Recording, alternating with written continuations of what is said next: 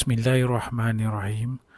Saya Muhammad Farid bin Adnan, pelajar ijazah sarjana muda psikologi, ingin membentangkan tentang permulaan era sains moden dan falsafah dalam psikologi bagi subjek History and Philosophy of Psychology ABPG 1203.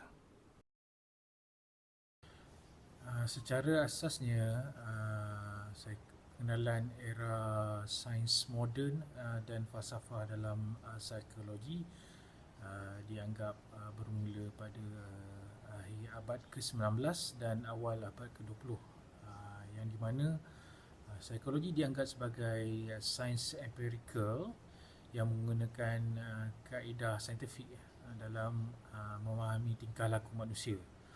And then falsafah dalam psikologi pada era ini melalui dua pendekatan awal lah, iaitu yang pertama adalah teori interactionism, iaitu teori ini merupakan pendekatan antara sosiologi dan psikologi yang menggunakan interaksi sosial dan komunikasi yang terbentuk dalam konteks. So dalam konteks ni lah, ianya menekankan tindak balas terhadap rangsangan luar kepada pengalaman individu yang mempengaruhi tingkah laku sosial seseorang lah. So bagi pelapor teori ini adalah René Descartes yang pada tahun 1596 sehingga 1650 yang dianggap sebagai bapa kepada sains moden lah. Dia juga menyatakan bahawa teori ini adalah teori dalam falsafah minda yang berpegang pada badan dan minda yang berbeza lah. Ianya memberi kesan antara satu sama yang lain. Pendekatan kedua bagi falsafah dalam psikologi pada era waktu ketika itu adalah teori empirisme lah. So teori ini adalah berdasarkan kepada pengalaman diri dan pemerhatian sebagai sumber pengetahuan. Teori ini juga menekankan bahawa pengetahuan tidak datang daripada penangkulan semata-mata, tetapi diperolehi melalui pemerhatian, eksperimen dan pengalaman secara langsung.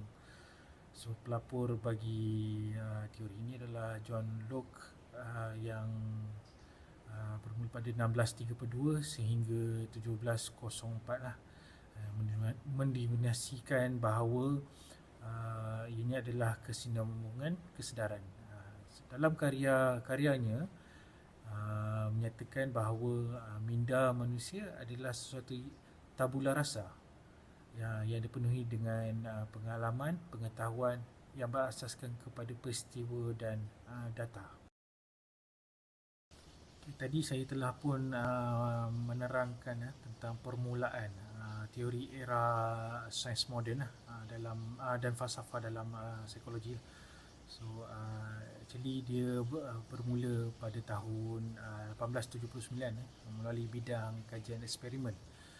Yang ini diasaskan oleh Wilhelm Wundt yang mengasaskan makmal pertama untuk psikologi di Leipzig, Jerman. Dan selepas tu terdapat pelbagai disiplin psikologi lah berkembang dalam menerangkan tingkah laku dalam pelbagai cara lah. So antara sumbangan dalam aliran pemikiran psikologi adalah seperti teori structuralism, teori functionalism, and then teori tingkah laku, teori Gestalt psikologi. Ini menarik ni. And then teori psikoanalisis, psikologi kemanusiaan dan teori kognitif. Ada beberapa lagi. Ini yang saya ingin huraikan lagi. Teori pertama yang ingin saya huraikan adalah teori structuralisme atau structuralism. Teori ini adalah berkenaan dengan memahami struktur minda manusia. Pengasas teori ini adalah Wilhelm Wundt yang menguraikan proses mental yang dipelajari secara objektif. Wundt juga memperkenalkan kaedah introspeksi, iaitu merekodkan pengalaman manusia melalui rangsangan tertentu. Teori ini menjelaskan bahawa Kesemua proses sedar terdiri pada tiga elemen, iaitu sensasi, persepsi dan image. Namun begitu, structuralism ni telah menekankan kepentingan mengkaji minda dan pengalaman manusia dengan pendekatan saintifik dan eksperimen. Teori kedua pula adalah teori functionalism. Teori ini dibenarkan oleh William James. Ianya menekankan pengaruh sosial sebagai asas kesedaran dalam proses minda lah, dan penekanan kepada pemerhatian dan eksperimen secara sebagai kaedah pengumpulan data dan juga kaedah objektif dan subjektif dalam menganalisis struktur dan fungsi sosial. Teori yang ketiga ni pula adalah teori tentang teori tingkah laku, diasaskan oleh John Watson sebagai pendekatan yang menekankan kajian tentang tingkah laku yang boleh diukur dan boleh diperhatikan. Teori ini mempengaruhi faktor persekitaran luaran dan pembelajaran yang berlaku. Idea Watson diperkukuhkan lagi dengan eksperimen Ian Pavlov yang melalui pembelajaran pengukuhan rangsangan dan respons sebagai implikasi kepada psikologi. Menurut Pavlov, yang telah membuat kajian dengan pemerhatian kepada anjingnya, ia akan mengeluarkan aliu bila mendengar bunyi ketukan pada mangkuknya. And then Pavlov mendapati bahawa tingkah laku ada yang boleh dipelajari daripada sesuatu rangsangan dalam persekitaran yang dinamakan sebagai latihan penugahan klasik. Melalui kajiannya, mengesahkan bahawa manusia dan binatang boleh mempelajari tingkah laku melalui penugahan klasik. Teori yang seterusnya adalah teori Gestalt psikologi yang diasaskan oleh Max Wedemer. Max Wedemer menekankan bahawa manusia cenderung untuk melihat sesuatu sebagai keseluruhan corak yang teratur.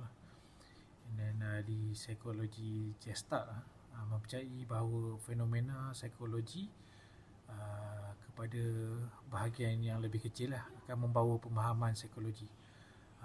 Contoh teori ini seperti ilusi optik pada Rubin Weiss, iaitu prinsip yang mempengaruhi persepsi visual, iaitu keseimbangan yang stabil sebagai titik dalam beberapa dimensi. Di sini ada di sebelah ni saya ada sertakan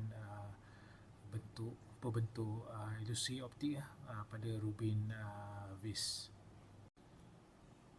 Dan teori psikoanalisis, teori ini dibangunkan oleh Sigmund Freud sekitar awal abad ke-20 Psikoanalisis ini juga terdiri daripada tiga komponen id, ego dan superego dalam personaliti seseorang. Dan pendekatan komponen tersebut adalah tentang pemahaman struktur mental, tingkah laku, pengalaman lalu, dan dari awal perkembangan yang dilihat seseorang. Dan matlamat psikoanalisis adalah membawa kandungan daripada keadaan ketidaksedaran kepada keadaan sedar. Matlamat lain dalam pengetahuan yang diperolehi juga dilihat melalui kaedah penyiasatan dan pengalaman klinikal. Sigmund juga membangunkan psikoanalisis untuk merawat pesakit yang mempunyai masalah psikologikal seperti kemurungan dan kerisauan. Teori keenam adalah teori psikologi kemanusiaan. Teori ini adalah menekankan peranan individu dalam mengumpul maklumat tentang keseluruhan kehidupannya. Dan terdapat beberapa elemen teori kemanusiaan ini iaitu memahami diri dan orang lain secara keseluruhan daripada bahagian mereka. Teori ini juga mengiktiraf kepentingan sejarah hidup dalam kepentingan matlamat seseorang. Teori ini juga menggalakkan kesedaran diri dan refleksi individu untuk mengubah tingkah laku kepada tingkah laku yang sihat.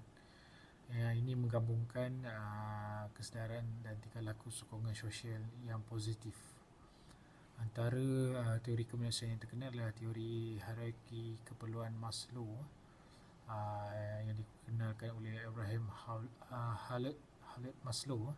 Teori hierarki keperluan individu yang mesti dipenuhi secara berperingkat. Teori ini menekankan potensi individu untuk capai kehidupan yang bermakna.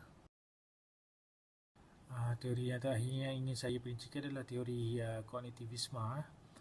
Teori ini menekankan peranan proses kognitif dalam pemahaman tafsiran dan tindak balas individu terhadap persekitaran mereka lah.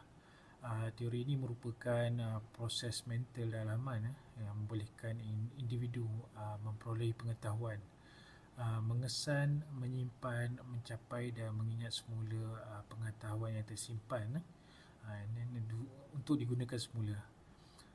Fokus utama teori ini adalah melalui pemikiran, perspektif, ingatan dan memproses maklumat, terutama yang melibatkan peristiwa dalaman yang berlaku antara rangsangan diri dan ekspresi tingkah laku. Teori yang paling berpengaruh dicadangkan oleh Jean Piaget melalui 4 peringkat. 4 peringkat perkembangan kognitif.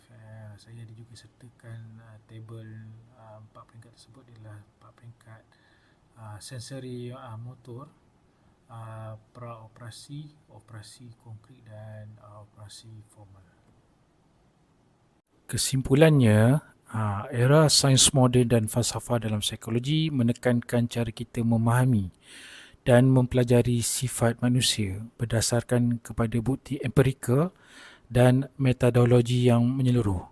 Peralihan pendekatan spekulatif kepada eksperimen, pemerhatian dan analisis data yang lebih sistematik mencerminkan peranan falsafah dalam psikologi. Gabungan sains moden dan falsafah dalam psikologi mewujudkan pembangunan teori psikologi yang lebih maju dan mendalam tentang tingkah laku manusia. Ini menjadikan psikologi terus berkembang sebagai sains dan mengekalkan keseimbangan pendekatan empirikal dan refleksi falsafah. Sekian, terima kasih.